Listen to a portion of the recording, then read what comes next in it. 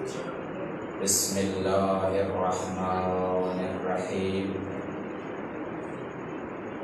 الحمد للہ رب العالمین والصلاة والسلام علی سید الانبیاء والمرسلین ابی القاسم محمد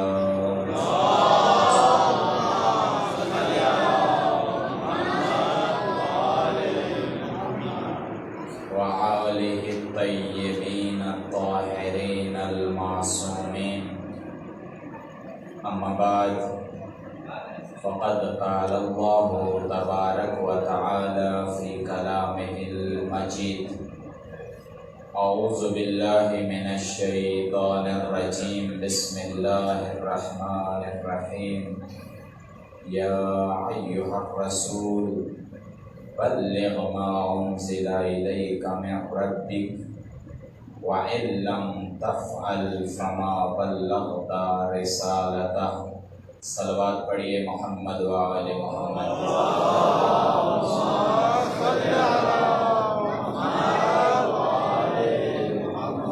اپنے عبادات کی قبولیت کے لیے، مجالس اعضاء کی قبولیت کے لیے بآواز بلند صلوات۔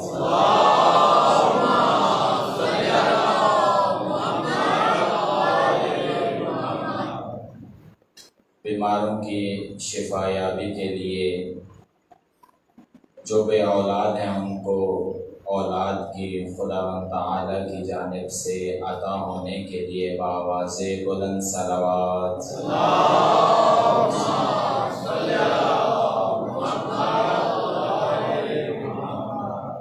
منتظمین و بانیان کی یہ زحمت اللہ کی بارگاہ میں قبول ہونے کے لیے بآواز بلند صلوات۔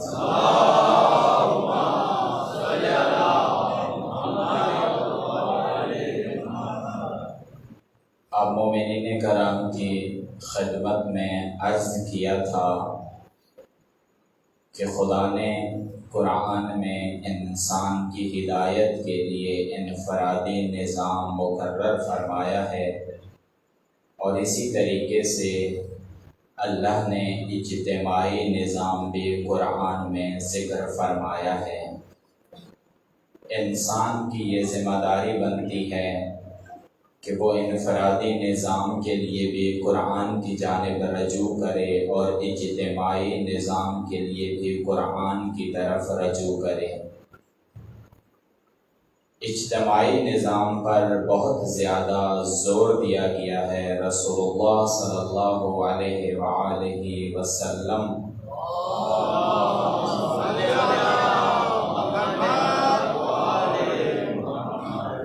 بارہا مقامات پر اجتماعی نظام کو متعارف کرواتے رہے ہیں۔ نظام علی، ولایت علی و امامت علی کو بارہا مقامات پر متعارف کروایا۔ اس امت کی توجہ دلائی کہ ولایت علی کا دامن نہ چھوڑنا، امامت علی سے دور نہ جانا، تم اپنے معاشرے کے اندر علی کو ولایت عطا کرنا اور حق حکومت علی کو عطا کرنا۔ علی کے مقابلے میں کوئی بھی کھڑا ہو جائے، علی کے مقابلے میں کوئی بھی آ جائے، تم نے اس کا ساتھ نہیں دینا، بلکہ ہر مقام کے اوپر علی کی رہنمائی و علی کے پرچم کے نیچے موجود رہنا۔ یہ بہت لازمی ہے کسی امت کی نجات کے لیے۔ ہر وہ امت جو رسول کے بتائے ہوئے پیغام پر عمل کرے گی وہ نجات پائے گی۔ قیامت تک یہ رسول کا پیغام ہے کہ تم علی کے پرچم کے نیچے رہنا، علی سے دوری اختیار نہ کرنا۔ اگر علی کا دامن تھاما، اگر علی کے ساتھ رہے تو پھر یقین کیجئے دنیا بھی کامیاب ہے، آخرت بھی کامیاب ہے۔ اسی لیے رسول اللہ صلی اللہ علیہ وآلہ وسلم اس دنیا سے جب رحلت فرما رہے ہوتے ہیں، اس دنیا سے رخصت ہو رہے ہوتے ہیں، اس دنیا سے جا رہے ہوتے ہیں، تو تو اس امت کو پیغام دیتے ہیں میں تمہیں اکیلا چھوڑ کر نہیں جا رہا ہوں۔ ایسا نہیں ہے کہ اللہ کی جانب سے یہ پیغمبر جا رہا ہے اور اب تمہیں کوئی ہدایت کرنے والا نہیں ہوگا، اب تمہاری کوئی رہنمائی کرنے والا نہیں ہوگا۔ نہ، رسول نے آخری وقت میں بھی ہدایت کا اہتمام کیا ہے۔ آخری وقت میں بھی جب اس دنیا کو چھوڑ کر جا رہے تھے، اس امت کی ہدایت و رہنمائی کا اہتمام کر کے جا رہے تھے۔ فرمایا میں تمہارے لیے 2 چیزیں چھوڑ کر جا رہا ہوں، پہلی چیز قرآن، دوسری چیز اہل بیت۔ اگر تم ان دونوں کو تھام کر رکھو گے، اگر تم ان دونوں کا دامن تھامے رکھو گے، پھر یقین کرو کہ تمہاری دنیا بھی کامیاب ہے، آخرت بھی کامیاب ہے۔ لیکن اگر ان دونوں میں سے کوئی ایک جز تم نے چھوڑ دیا، پھر دنیا بھی ناکام ہو جائے گی، آخرت بھی ناکام ہو جائے گی۔ قرآن یعنی قوانین، قرآن یعنی آئین، قرآن یعنی منشور، قرآن یعنی ہدایت، قرآن یعنی مستقیم راستہ جس پر چلنا ہے۔ لیکن آج بھی کچھ لوگ یہ گواہی دیتے ہیں، کچھ لوگ یہ اعلان کرتے ہیں کہ ہماری ہدایت کے لیے قرآن کافی ہے۔ لیکن آؤ رسول سے پوچھو، رسول کیا فرماتے ہیں؟ رسول فرماتے ہیں نہ، ہدایت کے لیے فقط قرآن کافی نہیں ہے، بلکہ میں تمہارے لیے ہدایت کے راستے پر چلانے والی ہستیوں کے نام بھی بتا کے جا رہا ہوں۔ اب تمہارا یہ فریضہ بنتا ہے کہ اگر تم نے قرآن کے راستے پر چلنا ہے تو میں تمہیں بتاتا ہوں کہ تمہیں قرآن کے راستے پر کون چلائے گا، وہ اہل بیت ہیں۔ مگر تمہیں تو قرآن سمجھ نہیں آئے گا، تم تو قرآن کا کچھ اور مفہوم لے لو گے، تمہیں قرآن اکیلے میں کہاں سمجھ آتا ہے۔ رسول نے فرمایا کہ قرآن اکیلا تمہاری ہدایت کے لیے یقیناً کافی ہے، لیکن اس قرآن کو سمجھنے کے لیے اہل بیت کا دامن تھامنا پڑے گا، اولاد رسول کا دامن تھامنا پڑے گا، اولاد زہرا کا دامن تھامنا پڑے گا، علی و اولاد علی کا دامن تھامنا پڑے گا۔ کتنے مقامات ہیں جہاں پر رسول متعارف کرواتے رہے ہیں کہ کبھی بھی کسی وقت میں بھی ایک لحظے اور لمحے کے لیے اہل بیت کا دامن اپنے ہاتھ سے دور نہ ہونے دینا، تھام کر رکھنا اہل بیت کے دامن کو، ہمیشہ ان کے ساتھ رہنا، ہمیشہ ان کی رقابت میں رہنا، دور نہ ہونا۔ تب تمہاری دنیا بھی کامیاب ہوگی، تمہاری آخرت بھی کامیاب ہوگی۔ صلوات پڑھیے محمد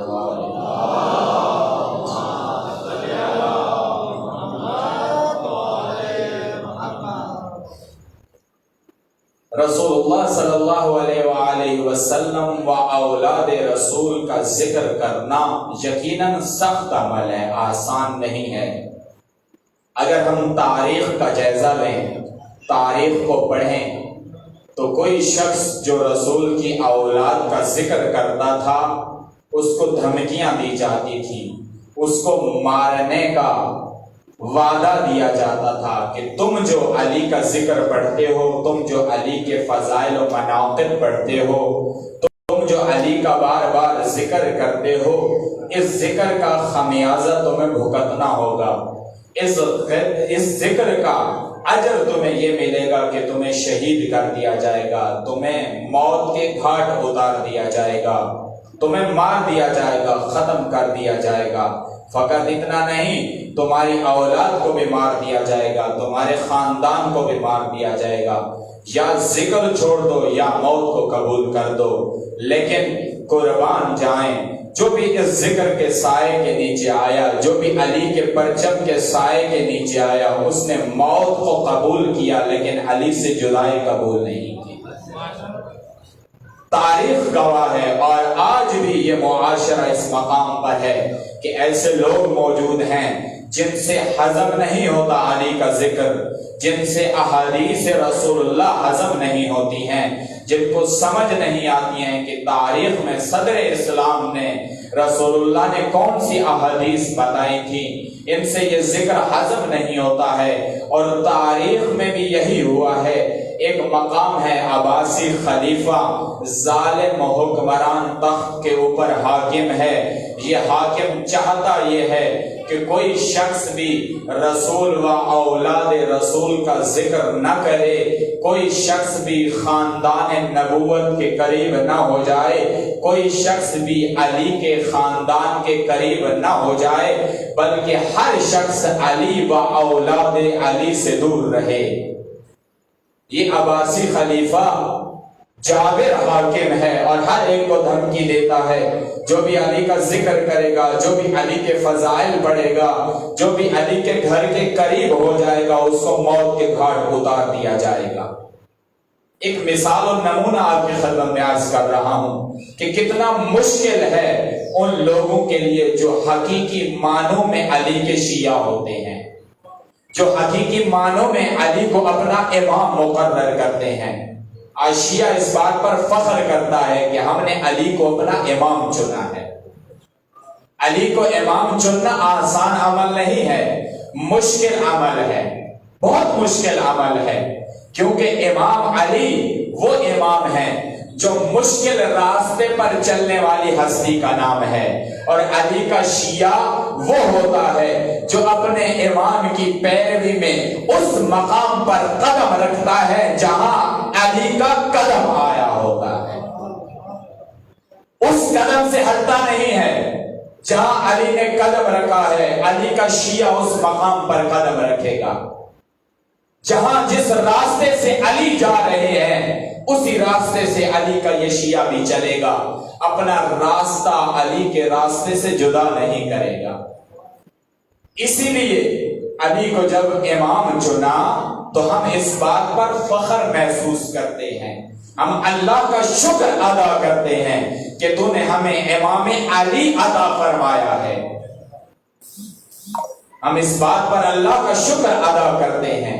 لیکن علی کا راستہ کٹھن راستہ ہے، علی کا راستہ مشکل راستہ ہے، علی کا راستہ شہادت کو قبول کرنے کا راستہ ہے، علی کا راستہ اطاعت الہی کا راستہ ہے، علی کا راستہ غفلت کا راستہ نہیں ہے، علی کا راستہ سستی کا راستہ نہیں ہے، علی کا راستہ اللہ سے دوری کا راستہ نہیں ہے، بلکہ علی ہمیشہ اپنے آپ کو اس مقام کے اوپر پاتے ہیں کہ علی اللہ کی بارگاہ میں شکر ادا کرتے ہیں کہ اے میرے اللہ، میں تیری بارگاہ میں تیرا شکر ادا کرتا ہوں کہ علی تیری عبودیت میں مصلی پر موجود ہے.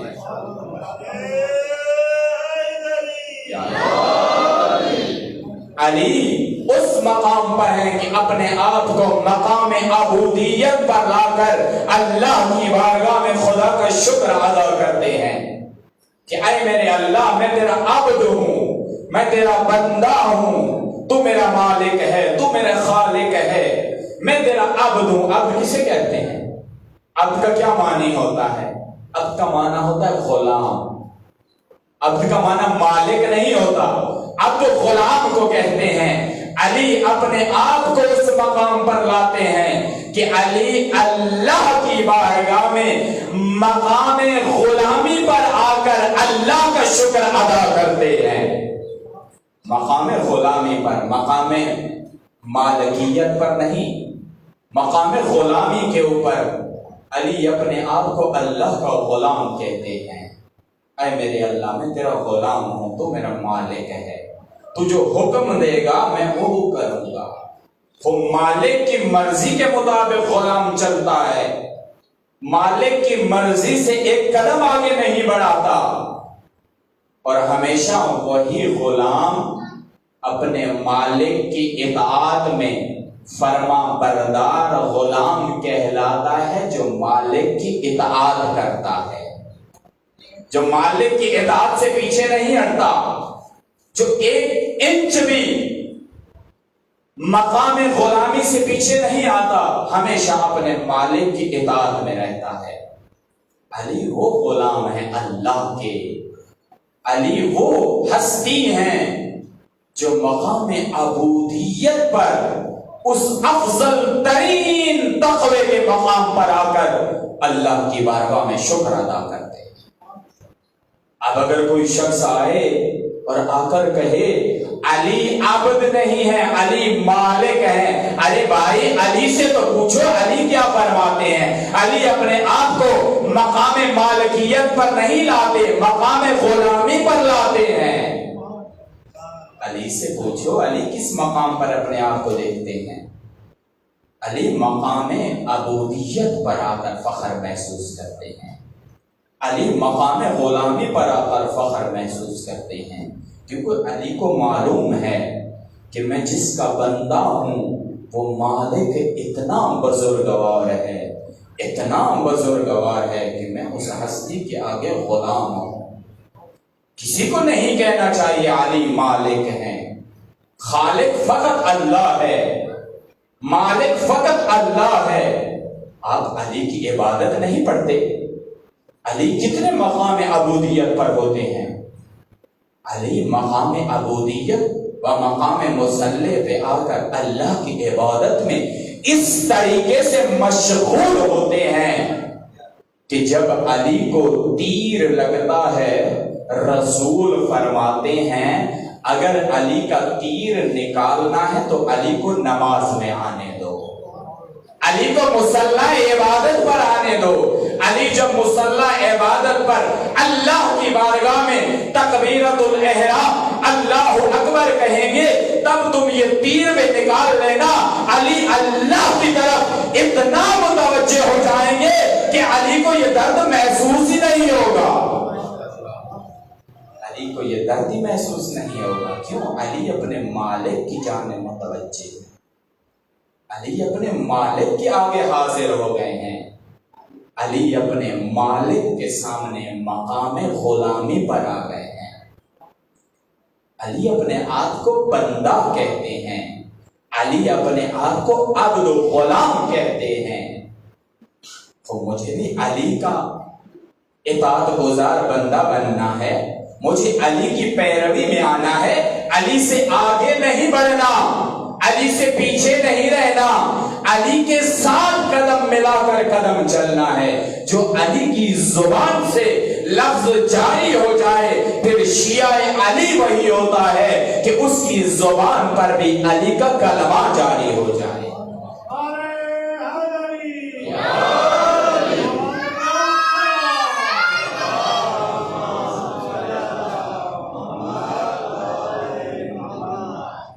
علی ہمارے امام ہیں، مولا ہیں، ہمارے آقا ہیں، ہمارے سردار ہیں، ہمارے سرپرست ہیں، ہمارے ولی ہیں۔ بس علی کی امامت میں آنا آسان نہیں ہے، علی کی ولایت میں آنا آسان نہیں ہے، مشکل عمل ہے، بے حد مشکل ہے۔ علی کو امام چن لینا بہت بڑا کارنامہ ہے، لوگوں کا، مومنوں کا بہت بڑا کارنامہ ہے جس نے علی کو امام چنا۔ لیکن اس سے بڑا کارنامہ یہ ہے کہ لوگ علی کی امامت میں آ جائیں، لوگ علی کی ولایت میں آ جائیں۔ یہ اس سے بڑا کارنامہ ہے کہ تم نے علی کو اپنا امام چن لیا۔ علی کا ذکر آسان نہیں ہے۔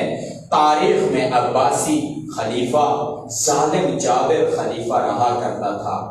اس نے دیکھا کہ اس کے بچوں کی تعلیم کا بندوبست کرنا ہے۔ جب اس کے بچے کچھ بڑے ہوئے تو اس نے سوچا اپنے بچوں کی تعلیم کا بندوبست کرو اور انہیں اچھی سے اچھی تعلیم دو، ان کے لیے اچھے سے اچھا استاد مہیا کروں، ان کے لیے بہت ہی بہترین پڑھانے والا استاد ڈھونڈتا ہوں، ادیب ڈھونڈتا ہوں، فیلسوف ڈھونڈتا ہوں۔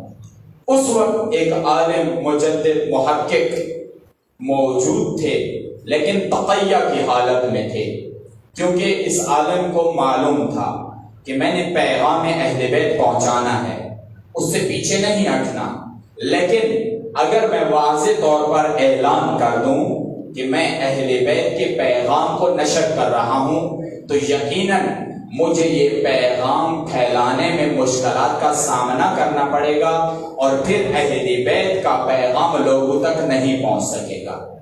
اس عالم نے یہ ارادہ کیا کہ میں خفیہ طور پر لوگوں کو اہل بیت کا پیغام دوں گا، ذکر اہل بیت لوگوں تک کرتا رہوں گا۔ وَرَسُولُ و اولاد رسول کا مقام لوگوں تک پہنچاتا رہوں گا۔ اب جب یہ عباسی خلیفہ اس نے ڈھونڈنا چاہا کہ کسی عالم و استاد کا بندوبست کیا جائے، اس کی نظر اس عالم کے اوپر پڑی کہ یہ بہت ہی بڑا فیلسوف و ادیب ہے، بہت بڑا استاد ہے، بہت بڑا بزرگوار ہے، اگر اس کو میں اپنی اولاد کے لیے معین کر دوں کہ یہ میری اولاد کو پڑھائے، اس کو تعلیم دے، تو شاید میری اولاد کے لیے ایک اچھا استاد مہیا ہو جائے گا۔ توجہ ہے آپ کی؟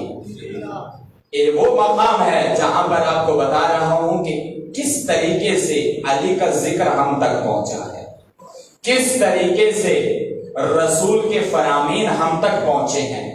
بہت مشکل حالات سے گزر کر یہ ذکر ہم تک پہنچا ہے، جس کو آج ہم بہت آسانی سے اس مقام پر سن بھی رہے ہیں، اور بھی بہت سے مقامات پر ہم سنتے ہیں، سمجھتے ہیں، عمل کرتے ہیں۔ جب اس عالم کو کہا گیا کہ تم نے ظالم و جابر حکمران کے بچوں کو تعلیم دینی ہے، تو انہوں نے حامی بھر لی کہ شاید اس سے بہتر موقع اور نہ ملے کہ کسی ظالم کے بچوں کو تعلیم دی جائے، اور وہ شخص جو بغض علی میں آگے آگے ہے، اس کے بچوں کو محبت علی میں لایا جائے، اس کے بچوں کو اہل بیت کی محبت کے قابل بنایا جائے، اس کے بچوں کے دل میں محبت اہل بیت ڈالی جائے۔ اب یہ بہت مشکل ٹاسک تھا، بہت مشکل مرحلہ تھا کہ اس ظالم کے بچوں کو اہل بیت کی محبت سکھائی جائے۔ خوب یہ کام شروع ہوا، یہ استاد بچوں کو پڑھانا شروع کرتا ہے۔ وقت گزرتے ہوئے ایک کافی عرصہ جب گزر گیا، ایک مشیر اس ظالم جابر حکمران کا بہت ہی چالاکی کے ساتھ اس نے توجہ کی کہ کیا کلاس میں پڑھایا جاتا ہے۔ ایک کمرے میں جب کلاس ہو رہی ہوتی تھی تو کیا یہ پڑھاتا ہے استاد۔ جب اس نے سنا اور اس کو معلوم ہوا کہ اس عباسی ظالم خلیفہ کے بچوں کے دل کے اندر محبت اہل بیت ڈالی جا رہی ہے، تو یہ مشیر فوراً اس ظالم کے حاکم کے پاس آیا اور آ کر کہتا ہے کہ یہ تو غضب ہو گیا ہے، جس کو تم نے سلیکٹ کیا تھا، جس کا تم نے انتخاب کیا تھا کہ ایک شخص تمہارے بچوں کو تعلیم دے، وہی شخص اہل بیت کی محبت تمہارے بچوں کے دل میں ڈال رہا ہے۔ یہ شکایت پہنچی، اس ظالم تک پہنچی، فوراً یہ اس مقام پر آیا، اس کلاس کے اندر آیا، آ کر کہتا ہے خوب تم کیا پڑھا رہے ہو؟ ہم نے تو سنا ہے تم بہت اچھا پڑھاتے ہو، بہت اچھے انداز سے ہمارے بچوں کو تعلیم دے رہے ہو، لیکن میں تم سے ایک سوال کرتا ہوں۔ اب یہ ظالم اس استاد سے ایک سوال کرتا ہے، اس کے بچے بھی موجود ہیں۔ کہتا ہے کہ مجھے بتاؤ، میرے یہ دو فرزند جو تمہارے سامنے موجود ہیں، کیا میرے یہ فرزند علی کے دونوں فرزند امام حسن و امام حسین سے افضل ہیں یا کم تر ہیں؟ اس ظالم نے یہ سوال کیا کہ کیا میرے یہ دو فرزند علی کے دونوں فرزندوں سے افضل ہیں یا کم تر ہیں؟ تو اس کو معلوم تھا کہ یہ شخص جو سوال کر رہا ہے، ایک تو یہ حاکم ہے، ایک تو اس کے پاس حکومت ہے، اور دوسرا اس کے دل میں بغض علی موجود ہے۔ یہ علی سے محبت نہیں کرتا، اور اس کو معلوم ہے کہ اگر میں نے علی کی محبت کا اقرار کیا اور علی کے بچوں کو افضل کہا، تو پھر میری گردن میرے تن پر باقی نہیں رہے گی اور مجھے قتل کر دیا جائے گا۔ لیکن یہ سوچتا ہے کہ اگر میں نے اس کے بچوں کو افضل کہہ دیا اور علی کے بچوں کو نعوذ باللہ کمتر کہہ دیا، تو پھر اسے معلوم ہے میری زندگی بچ جائے گی، مجھے قتل نہیں کیا جائے گا، مجھے سلامتی مل جائے گی، لیکن میرا ایمان محفوظ نہیں رہے گا، میرا ایمان ختم ہو جائے گا۔ فوراً یہ جواب دیتا ہے کہ تمہارے یہ دونوں فرزند علی کے فرزندان کے خاک کے برابر بھی نہیں ہیں، بلکہ ان کی جوتی کی خاک سے بھی کم تر ہیں۔ یہ جواب دیتا ہے یہ اتنے ناقص ہیں، اتنے کم تر ہیں کہ علی کے فرزندان کی جوتی کی خاک کے برابر بھی نہیں ہیں، ان سے بھی کم تر ہیں۔ جب یہ جواب دیا، اس شخص کو حکم دیا، اس ظالم نے حکم دیا کہ اس کو قتل کر دیا جائے، اس کو ختم کر دیا جائے، اور اس کے بعد اس کو شہید کر دیا، قتل کر دیا گیا۔ لیکن بات جو اس واقعے سے ہمارے لیے بہت ہی روشن ہے وہ یہ ہے کہ اگر اپنا ایمان بچانا ہے، اگر اپنے ایمان کو محفوظ کرنا ہے تو پھر انسان کو جان دینی پڑ جاتی ہے، ایمان محفوظ رہ جاتا ہے۔ لیکن وہ لوگ جو جان کو بچانے کے چکر میں، جو جان کو محفوظ رکھنے کے چکر میں، جو موت سے بچنے کے چکر میں اپنے ایمان کو گنوا دیتے ہیں، اپنے ایمان کو ختم کر دیتے ہیں، ان کی جان بچ جاتی ہے لیکن ان کی دنیا اور آخرت دونوں تباہ ہو جاتی ہیں۔ یہ عالم، یہ مجدد جس نے اپنے ایمان کو بچا لیا، جس نے اپنی دنیا و آخرت کو بچا لیا، علی سے محبت و ولایت کا اقرار کر کے کہ علی کے فرزندان افضل ترین فرزند ہیں، تمہارے اے ظالم شخص، کسی ظالم کے آگے کلمہ حق کہنا بہت مشکل عمل ہوتا ہے، آسان نہیں ہوتا۔ وہ مقام جہاں پر معلوم ہو کہ یہ موت کو گلے لگانا پڑے گا، موت کو قبول کرنا پڑے گا۔ اسی لیے آپ دیکھیں کربلا کے میدان میں امام حسین علیہ السلام کے اصحاب کتنے افضل اصحاب ہیں کہ شب عاشور امام فرماتے ہیں کہ میں چراغ بجھا رہا ہوں، اندھیرا ہو گیا ہے، تم جانا چاہتے ہو چلے جاؤ، یہ لشکر، یہ فوج، یہ ظالم فقط میری جان کو قتل کرنے کے درپے ہیں، تمہیں کچھ نہیں کہیں گے، تم اس اندھیرے سے فائدہ اٹھاتے ہوئے نکل جاؤ، میں تمہاری زندگیوں کی امان چاہتا ہوں، میں تمہاری زندگیوں کی امان دیتا ہوں۔ اور فقط اتنا نہیں، حسین ابن علی نے فرمایا کہ اس دنیا میں بھی تم کامیاب ہو جاؤ گے اور آخرت میں بھی حسین ابن علی تمہیں جنت کا وعدہ دیتا ہے، حسین تمہیں جنت دے گا، تم چلے جاؤ۔ لیکن کتنے عظیم اصحاب ہیں، حسین فرما رہے ہیں کہ موت سامنے ہے، زندگیاں بچا کر چلے جاؤ۔ ان اصحاب میں سے تاریخ نے لکھا ہے، روایت کہتی ہے جب چراغ جلایا گیا ایک صحابی بھی ایسا نہیں تھا جو اپنی جگہ سے ہلا ہو اور اس نے کہا ہو کہ اے حسین میں اپنی زندگی بچا کر جا رہا ہوں۔ کتنے افضل اصحاب ہیں حسین کے کہ ایک شخص بھی اپنے مقام سے اٹھ کر نہیں جاتا، بلکہ فرمایا کہ یا حسین اللہ نے ایک زندگی ہمیں عطا کی ہے، ہم تیرے اوپر قربان کرنا چاہتے ہیں، لیکن اللہ اگر ہمیں 1000 زندگیاں عطا کرے حسین پر فدا کر دیں گے، حسین پر قربان کر دیں گے، حسین پر قربان کر دیں گے۔ جب موت سامنے ہو انسان کے اور پھر موت کا انتخاب کر لے، پھر اس راستے پر چل پڑے، موت کو گلے لگا لے، یہ مشکل مرحلہ ہوتا ہے، یہ مشکل مرحلہ ہوتا ہے۔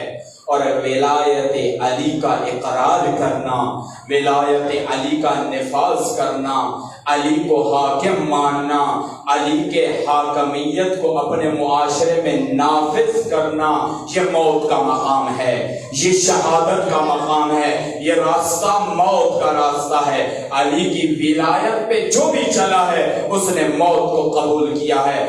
آئیے ایک دو مثالیں آپ کو آج کے اس زمانے کی دیتا ہوں، جس نے علی کی ولایت کو قبول کیا ہے، جس نے یہ چاہا ہے کہ ہم علی کی ولایت کو معاشرے میں نافذ کریں گے، وہ مقام شہادت تک پہنچ گئے، انہوں نے موت کو گلے لگا لیا۔ آپ کی اسی عصر کے اندر، اسی ماڈرن دور کے اندر ایک مجدد، ایک محقق، ایک عالم ربانی، ایک عالم مجاہد امام خمینی نکلتے ہیں کہ میں علی کی ولایت کو معاشرے میں نافذ کروں گا، میں علی کی امامت کے پرچم کے نیچے لوگوں کو لے کر آؤں گا، میں علی کی امامت کے بغیر کسی نظام کو قبول نہیں کروں گا، میں حاکمیت کسی کی قبول کرنے کے لیے تیار نہیں ہوں، میں کسی نظام کو قبول نہیں کروں گا، چاہے وہ مغرب کا دیا ہوا نظام ہو یا مشرق کا دیا ہوا نظام ہو۔ اگر تم نے کسی کی امامت کے نیچے آنا ہے، اگر تم نے کسی کی ولایت کو قبول کرنا ہے، اگر تم نے کسی کی حاکمیت کو قبول کرنا ہے تو پھر آؤ، خمینی اپنے زمانے کے اندر ولایت کا پرچم اٹھا رہا ہے، امامت کا پرچم اٹھا رہا ہے، تم لوگ آؤ جو علی کو اپنا امام مانتے ہو، جو علی کو اپنا ولی مانتے ہو، علی کو اللہ نے ولایت کا مقام دیا ہے، اب آ جاؤ دشمن کے مقابلے میں میدان میں آ جاؤ، علی کی ولایت میں میدان میں آ جاؤ، علی کے نظام کے علاوہ کسی نظام کو قبول کرنے کے لیے تیار نہ ہونا، ہر نظام کو دھتکار دینا، چاہے تمہیں موت قبول کرنی پڑ جائے۔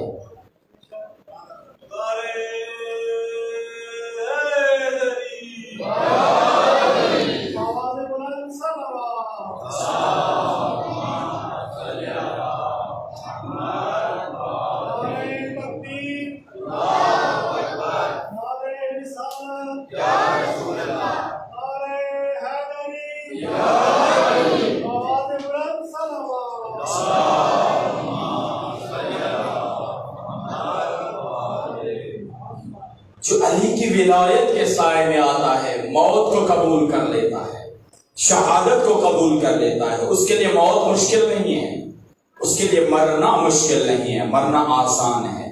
مجھے بتاؤ کتنے لوگ، کیا لاکھوں لوگ نہیں تھے جو میدان میں اترے، جنہوں نے شہنشاہیت کا تختہ پلٹ دیا اور علی کی ولایت کے نیچے آ گئے، علی کے نظام کو قبول کر لیا۔ یہ علی کی ولایت ہے۔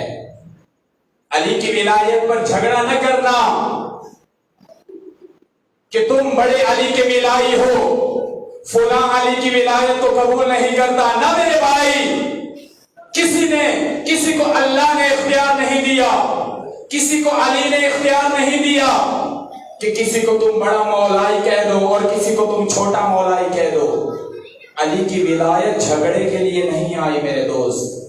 علی کی ولایت پر جھگڑا نہ کرنا، علی کی ولایت کو نظام بنانا، علی کی ولایت کو معاشرے میں نافذ کرنا، چاہے موت قبول کرنی پڑ جائے، چاہے موت کو گلے لگانا پڑ جائے۔ جب علی کی ولایت میں آؤ گے پھر موت آسان ہو جائے گی، موت مشکل نہیں بنے گی، بہت آسان ہے۔ کربلا کے 72 کی مثال اس لیے دیتا ہوں کہ یہ معصوم تو نہیں تھے، توجہ ہے آپ کی، یہ معصوم تو نہیں تھے۔ بعض اوقات یہ کہتے ہیں نا، مومنین بھی یہ کہہ دیتے ہیں وہ علی کہاں ہم کہاں، وہ معصوم ہے ہم معصوم تھوڑے ہیں۔ وہ مجھے بتاؤ علی کس کے لیے آیا ہے؟ علی کس کے لیے آیا ہے؟ اللہ نے علی کو کس کے لیے بھیجا ہے؟ وہ انسانیت کی ہدایت کے لیے بھیجا ہے، لوگوں کی ہدایت کے لیے بھیجا ہے۔ ارے بھائی، جس کی ہدایت کے لیے اللہ نے علی کو بھیجا، تم کہتے ہو علی کہاں میں کہاں؟ یقیناً علی کا مقام بلند ہے، علی کا مرتبہ بلند ہے، لیکن علی آئے تو میری ہدایت کے لیے ہیں، علی آئے تو انسانیت کی ہدایت کے لیے ہیں۔ اگر میں علی کی پیروی ہی نہ کروں تو پھر شیعہ علی کیسے کہلاؤں گا؟ اگر علی کے پرچم کے نیچے نہ ہوں پھر علی کی ولایت کیسے قبول ہوگی؟ پھر علی کی ولایت سے تو میں دور ہو جاؤں گا۔ یہ جملہ کسی کو نہیں کہنا چاہیے کہ علی کہاں میں کہاں، میں نہیں اس کی ولایت میں آ سکتا، میں نہیں علی کی اطاعت کر سکتا۔ یقیناً مقام بلند ہے علی کا، علی کے مقام پر کوئی نہیں پہنچ سکتا، قیامت تک کوئی ایسا شخص پیدا نہیں ہوگا جو علی کے مقام تک پہنچ جائے، لیکن علی ہماری ہدایت کے لیے آئے۔ بس ولایت علی کے راستہ پر چلنا مشکل عمل ہے، موت کا راستہ ہے، شہادت کا راستہ ہے، گلا کٹانے کا راستہ ہے۔ ایک آپ کے اس زمانے میں ایک محقق، ایک مجدد، ایک فیلسوف ایک عالم پیدا ہوا جو ایک امت کو علی کی ولایت میں لے آیا. کہا کسی اور نظام کو قبول نہ کرو، علی کی ولایت کے نیچے آ جاؤ، علی کے پرچم کے نیچے آ جاؤ. علی کی ولایت کے علاوہ اگر تم کسی ولایت کو قبول کرو گے تو پھر قرآن کی اصطلاح میں اس ولایت کا نام ہے عجل، گسالہ. اگر تم علی کے علاوہ کسی کو اپنا امام مانو گے تو اللہ فرماتا ہے تم گسالے کو اپنا امام مان رہے ہو، تم بت کو اپنا امام مان رہے ہو، تم جانور کو اپنا امام مان رہے ہو. علی کے علاوہ اگر ولایت قبول کی، علی کے علاوہ اگر امامت قبول کی، پھر خدا فرما رہا ہے تم عجل کو اپنا امام مان رہے ہو. رحلت رسول کے بعد علی کی امامت کو قبول نہیں کیا گیا. پھر خدا کا یہ فیصلہ ہے یہ جانور تمہارے امام بن جائیں. علی کی ولایت سے جب دور ہو جاؤ گے گسالے تمہارے امام بن جائیں گے. علی کی ولایت کو قبول کرنا یہ ہر امت کی ذمہ داری ہے. لے آؤ ان تمام امتوں کو علی کے پرچم کے نیچے. علی کی ولایت سے دور نہ ہونا، ورنہ عجل ہے. جب موسیٰ کوہ طور پر گئے، ہارون کو خلیفہ بنا کر گئے، جناب ہارون کو امامت عطا کر کے گئے کہ اے ہارون اس قوم کی رہنمائی کرنا، تم ان کے اوپر خلیفہ ہو. توجہ ہے آپ کی، صلوات پڑھے بہت بلند آواز سے.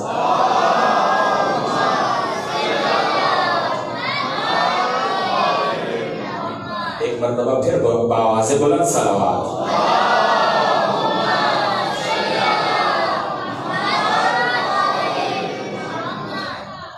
جب جناب موسیٰ کوہ طور پر جاتے ہیں تو امامت اپنی قوم کو ہارون کو عطا کر کے جاتے ہیں کہ وہ ہارون کی ذمہ داری ہے کہ ان کی امامت کرے، ان کی رہنمائی کرے. ان کا حاکم ہارون ہے، ہارون کے علاوہ کوئی نہیں ہے. لیکن یہ امت موسیٰ کے جاتے ہی ہارون کو چھوڑ بیٹھی، ہارون سے دور ہو گئے، ہارون کو امام نہ مانا.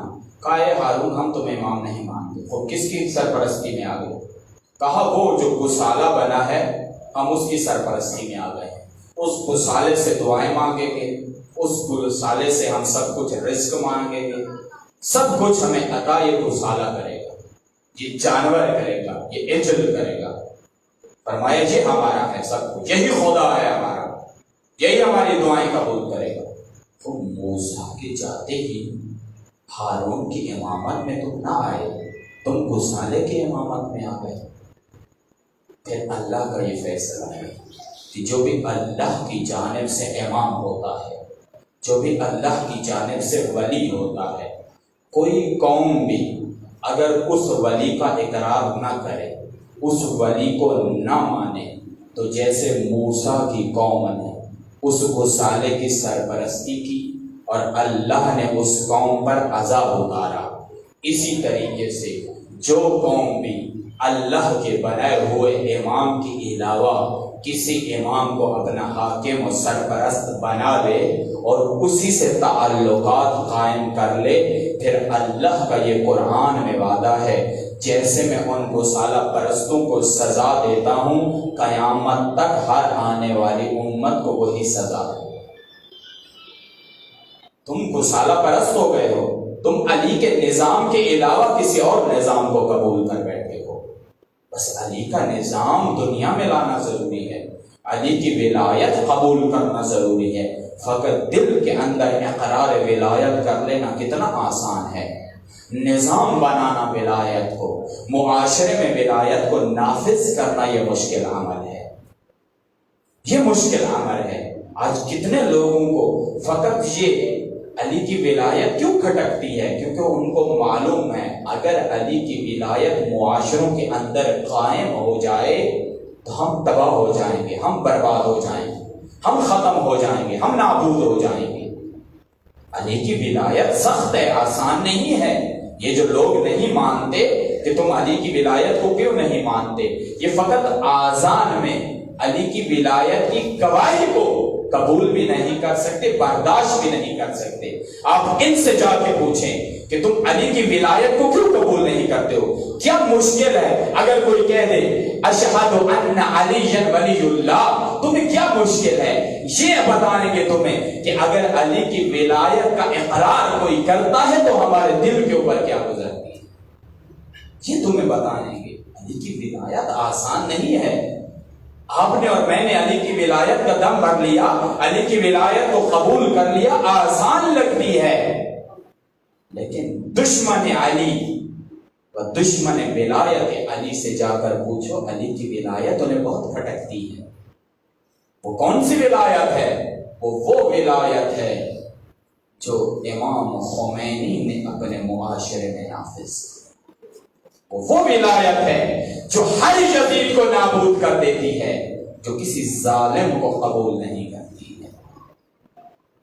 وہ ولایت ہے جو ظالم کی گنجائش ہی نہیں رکھتی ہے، بلکہ ظالم کو نابود کر دیا جائے، ظالم کو ختم کر دیا جائے، ظالم کو ہٹا دیا جائے۔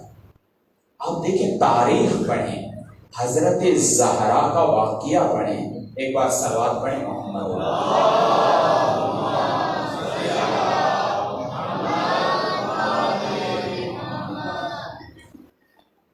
آپ کے اور ہمارے رسول نے ایک فرمان صادر کیا، اس امت کو ایک فرمان بتایا، فرمایا ان اللہ تعالی یغضب بغضب فاطمہ ویرضی برضاها، فرمایا کہ بے شک اللہ فاطمہ کے غضبناک ہونے سے غضبناک ہو جاتا ہے، اور فاطمہ کے راضی ہونے سے اللہ راضی ہو جاتا ہے۔ رسول ایک معیار بتا رہے ہیں کہ جس پر فاطمہ ناراض ہو جائیں اللہ اس سے ناراض ہو جاتا ہے، اور جس پر فاطمہ راضی ہو جائیں اللہ اس سے راضی ہو جاتا ہے۔ توجہ ہے آپ کی؟ ان اللہ تعالی یغضب بغضب فاطمہ ویرضی لرضاها، اللہ فاطمہ کی ناراضگی سے ناراض ہوتا ہے، یعنی فاطمہ کی ناراضگی اللہ کی ناراضگی کا سبب بنتی ہے، فاطمہ کی رضا اللہ کی رضا کا سبب بنتی ہے۔ اب توجہ کرو، اگر کوئی قوم فلاح پانا چاہتی ہے وہ فاطمہ کو راضی کر دے، اگر کوئی قوم اپنے لیے عذاب کا راستہ مقرر کرنا چاہتی ہے وہ فاطمہ کو غضبناک کر دے، وہ فاطمہ کو ناراض کر دے۔ یہ قاعدہ، یہ قانون، یہ رسول کا بتایا ہوا قاعدہ قیامت تک آنے والے لوگوں کے لیے ہے کہ تم اگر فاطمہ کو ناراض کرو گے اللہ ناراض ہو جائے گا، اگر تم فاطمہ کو راضی کرو گے اللہ تم سے ناراض ہو جائے گا۔ رسول کا فرمان تاریخ کے لوگوں کے لیے نہیں تھا، رسول کا فرمان تاریخ کے لیے، حاضرین کے لیے اور قیامت تک آنے والے لوگوں کے لیے ہے۔ رسول کے اس فرمان کے دائرے میں جو بھی آ گیا یا تو وہ فلاح پا جائے گا یا وہ اپنی دنیا و آخرت ناکام کر دے گا۔ اور ہمیں بھی معلوم ہے کہ تاریخ میں حضرت زہرا بہت سارے لوگوں سے ناراض ہوئی ہیں۔ فاطمہ نے اظہار ناراضگی کیا ہے، فرمایا بابا کو بھی فرمایا اور مولا امام علی علیہ السلام کو بھی فرمایا میں بہت سارے لوگوں سے ناراض ہو جاؤں، اور ایک مقام تو ایسا ہے کہ انسان دکھ ہوتا ہے، مصیبت ہے حضرت زہرا کی۔ فرمایا یا علی میرے گھر میں مجھے ملنے کے لیے کوئی نہ ہے، یا علی میری عیادت کے لیے کسی کو نہ آنے دیں، نہ کوئی عورت آئے نہ کوئی مرد آئے۔ فاطمہ ناراض ہے، فاطمہ اس معاشرے سے ناراض ہو گئی ہیں، کسی سے ملاقات نہیں کرنا چاہتی، فاطمہ سب سے ناراض ہے۔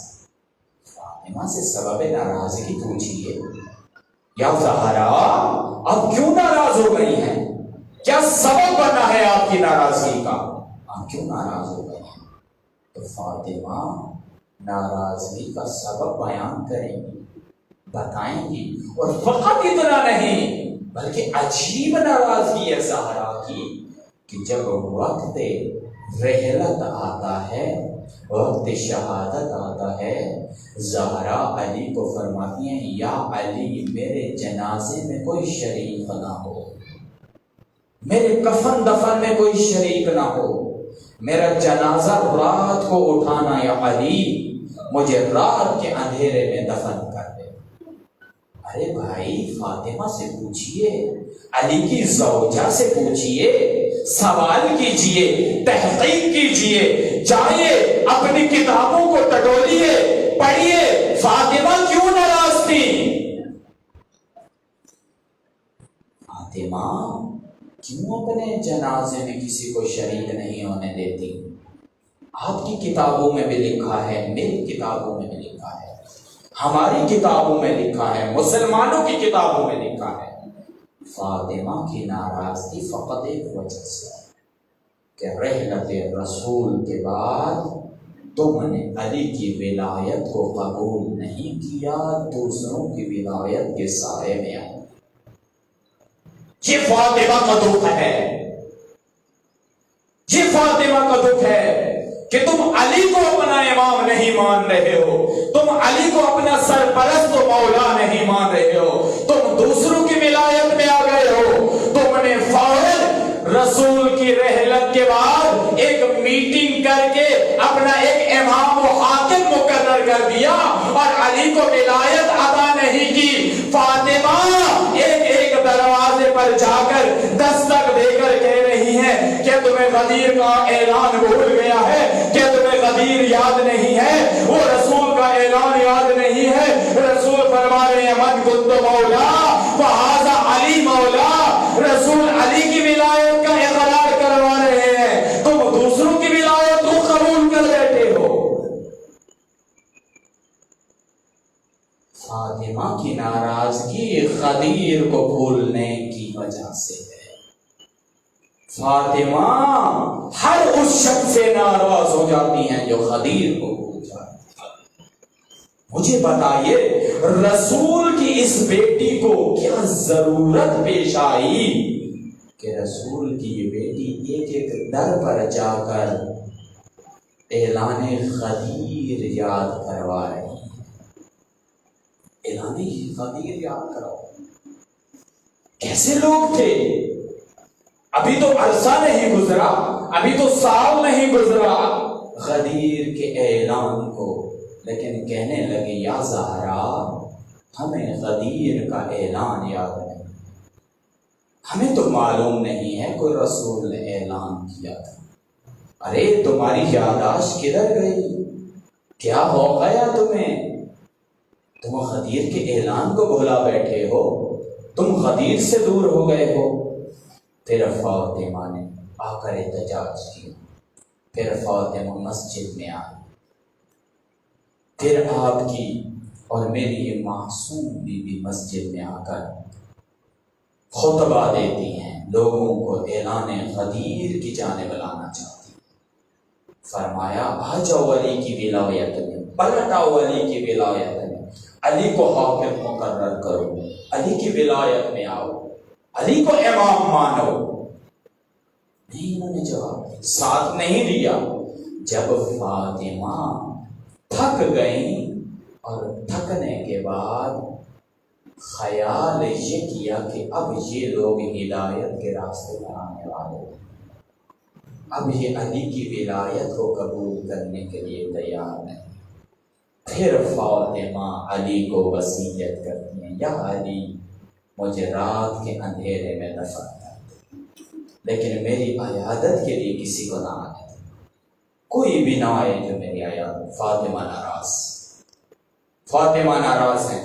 بس ایک جملہ یہاں پر اپنی اس گفتگو کا خلاصہ کروں گا اور مصائب پڑھوں گا. جینا ہے علی کی طرح، مرنا ہے حسین کی طرح، اور اگر ناراض ہونا ہے تو فاطمہ کی طرح. اگر تم نے ناراض ہونا ہے تو فاطمہ سے ناراضگی سیکھ لو. فاطمہ سے ناراضگی کا سبب پوچھو، فاطمہ سے ناراضگی سیکھو۔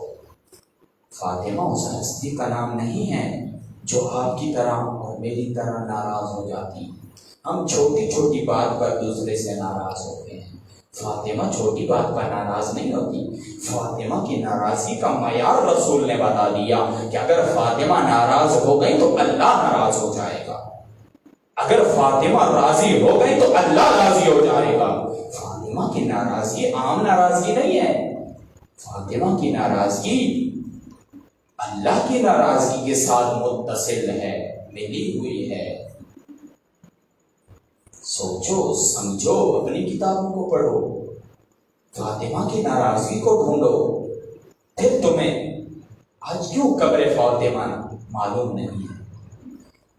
نہیں معلوم نا قبر فاطمہ، قبر زہرا نہیں معلوم، وہ ایک مقام پہ بنائی ہے جنت البقیع میں، لیکن نہیں معلوم اصل فاطمہ کی قبر یہ ہے۔ جب تک آپ کو اور میرے مولا و آقا امام زمان ظہور نہیں فرماتے زہرا کی قبر معلوم نہیں۔ لوگوں کو چاہیے سوال کریں کہ زہرا کی قبر کیوں معلوم نہیں، تو پھر معلوم ہوگا کہ لوگ علی کی ولایت سے دور ہو گئے، علی کی ولایت کو چھوڑ دیا، فاطمہ نے اظہار ناراضگی کر دی، فاطمہ ناراض ہو گئی۔ پھر علی کی ولایت میں آؤ، فاطمہ راضی ہو جائیں گی، علی کی ولایت کو قبول کرو، فاطمہ راضی ہو جائے گا۔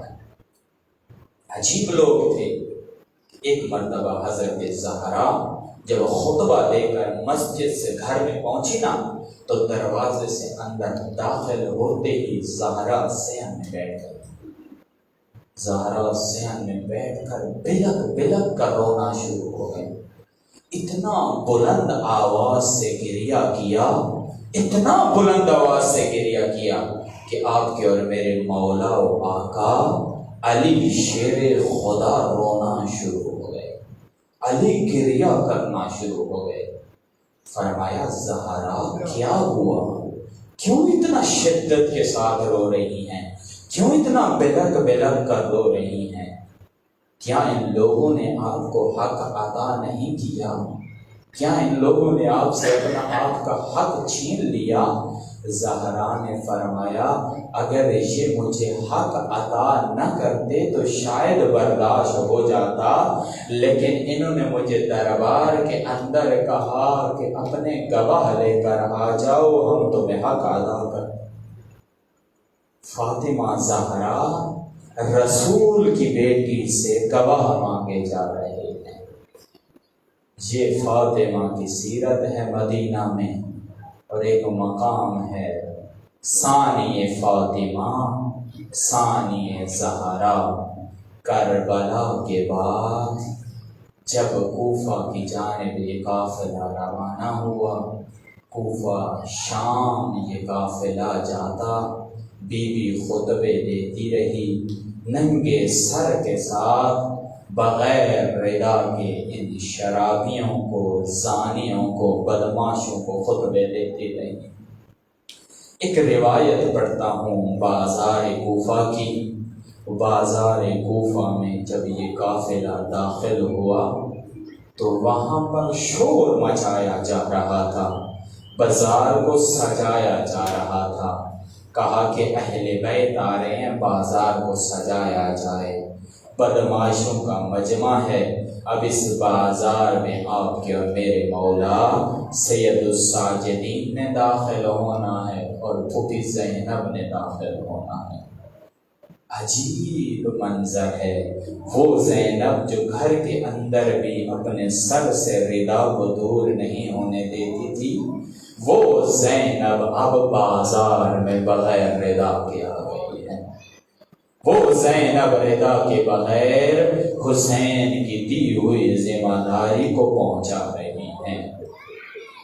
جب ان لائنوں نے بازار کو سجا دیا، یہ شرابی آ گئے، ڈھیر لگ گیا، بازار میں رش ہو گیا۔ اب فرمایا زینب کو لایا جائے۔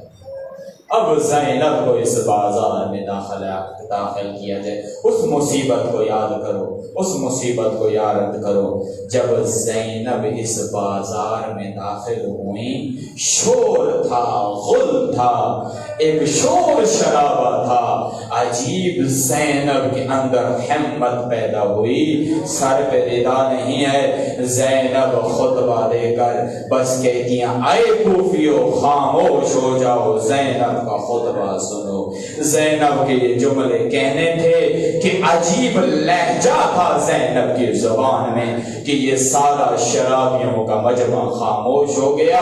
ایک نابینا جو اس مجمع کے اندر موجود تھا کہتا ہے کہ علی تو چلے گئے ہیں دنیا سے، لیکن علی کے لہجے میں کون بات کر رہا ہے؟ علی کے لہجے میں کون خطبہ دے رہا ہے؟ ایک شخص آج کھڑا ہوا کہتا ہے کہ یہ علی کی بیٹی ہے جو خطبہ دے رہی ہے. پھر یہ نابینا کہتا ہے کہ میں تو سمجھتا تھا کہ علی کا دنیا کے جانے کے بعد علی کے فرزند حاکم ہوں گے، علی کے فرزند امیر بن کے خطبے دیا کریں گے. یہ شخص کہتا ہے اے نابینا تو نہیں جانتا کہ علی کے فرزند بھی اس دنیا سے چلے گئے ہیں. اب علی کی بیٹی خطبے دے رہی ہے، لیکن علی کی بیٹی خطبے ایسے نہیں دے رہی بلکہ علی کے بیٹی کے سر کے اوپر ردا موجود نہیں ہے. ان ظالموں نے اتنا ظلم کیا کہ علی کی یہ بیٹی ہر صحابی کو شہید ہوتا دیکھتی رہی، اپنی اولاد کو شہید ہوتا دیکھتی رہی، اپنے بھائی حسین کو شہید ہوتا دیکھتی رہی. اب یہ مصائب جھیل کر اس بازار میں آ گئی ہے جہاں شرابی موجود ہے، زانی موجود ہے، سر پہ ردا نہیں ہے، لیکن پیغام حسین کو لوگوں تک پہنچایا جا رہا. اللہ لعنت اللہ علیہ.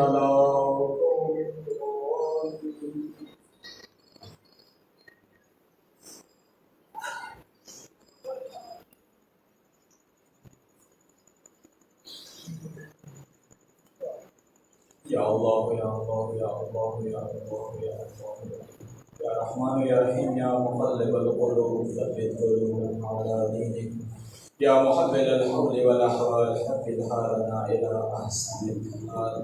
پروردگارا بحق رسول اعظم صلی اللہ علیہ وآلہ وسلم، بحق مولا امام علی علیہ السلام، بحق سیدہ زہرا سلام اللہ علیہا، بحق شہداء کربلا، بحق ثانی زہرا سلام اللہ علیہا. پروردگارہ ہماری اس خلیل سے عبادت کو اپنی بارگاہ میں شرف قبولیت عطا فرما. پروردگارہ ہمارے گناہ صغیرہ کبیرہ معاف فرما. پروردگارہ ہمارے والدین کے، ہمارے رشتہ داروں کے، ہمارے مرحومین کے گناہ صغیرہ کبیرہ معاف فرما. پروردگارہ مومنین جو اس مجلس میں موجود ہیں ان کی دلی حاجات پوری فرما. جو مشکلات کا شکار ہیں پروردگارہ اپنی غیبی نصرت سے ان کی مشکلات دور فرما. پروردگارہ جو بے اولاد ہیں ان کو اولاد صالحہ عطا فرما. پروردگارہ جو قید ہیں ان کو رہائی عطا فرما. پروردگارہ جو مریض ہیں ان کو شفا یابی عطا فرما. پروردگارہ جو اس دنیا سے چلے گئے ہیں ان کی مغفرت فرما، ان کو شفاعت محمد و آل محمد عطا فرما. پروردگارہ ان مجالس میں جو مومنین کرام تعامل فرما رہے ہیں پروردگارہ ان کی توفیقات خیر میں اضافہ فرما. کل بھی ایک مومن اس دنیا سے رخصت ہوئے، وفات پا گئے. آج بھی ایک مومن اسلام آباد میں اس دنیا سے چلے گئے ہیں. پروردگارہ ان کی مغفرت فرما، ان کے گناہ صغیرہ کبیرہ معاف فرما، ان کو شفاعت محمد و آل محمد عطا فرما. پروردگارہ ان کے لواحقین کو صبر جمیل عطا فرما. پروردگارہ جو کرونا جیسی مضر وبا میں مبتلا ہیں پروردگارہ ان کو شفاء کاملہ عطا فرما. پروردگارہ پوری انسانیت کو، تمام دنیا کو کرونا سے نجات عطا فرما، اس وبا سے نجات عطا فرما. پروردگارہ ہماری توفیقات خیر میں اضافہ فرما. میرے اللہ میرے مالک، ہمارے زمانے کے امام زمان علیہ السلام کا ظہور جلد از جلد فرما. ہم سب کو ان کے آوان و انصار میں شمار فرما. اپنے مرحومین کے لیے ایک مرتبہ سورہ فاتحہ.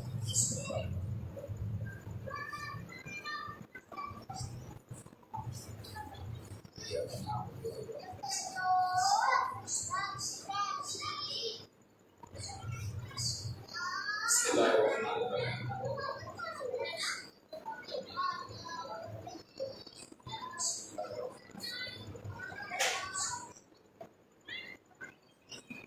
بسم اللہ الرحمن الرحیم اللهم اغفر للمؤمنين والمؤمنات والمسلمين والمسلمات اللهم صل على